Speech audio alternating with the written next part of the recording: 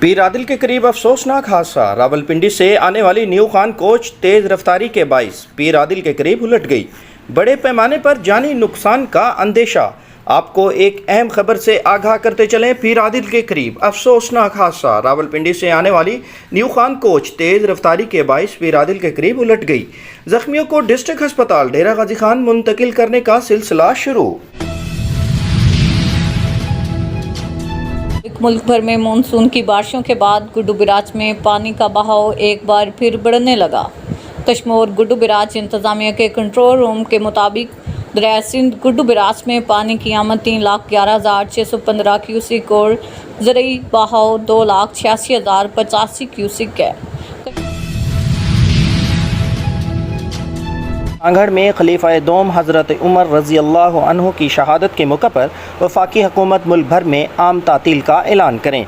जमात अहले सुन्नत व जमात की जानिब से खलीफा दोम हज़रत उमर रज़ी अल्लाह अन्हु की शहादत के मौके पर रैली निकाली गई।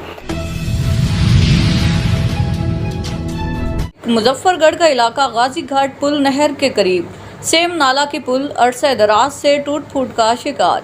इंतजामिया खामोश। सेम पुल पर स्कूल और मस्जिद में जाते बच्चे कई दफ़ा गिरकर पानी में जाँ बहक हो गए।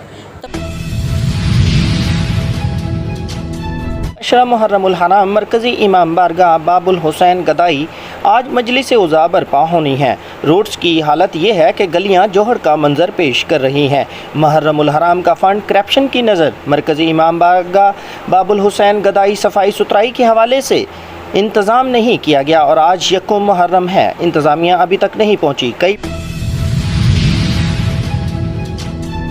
डिप्टी कमिश्नर राजनपुर जमील अहमद जमील ने सैलाबी इलाकों में इमदादी सरगर्मियों के हवाले से मीडिया से गुफ्तगू करते हुए कहा है कि 2 हफ्ता से जारी बारिशों से 27,860 एकड़ पर काश फसलें मुतासिर हुई।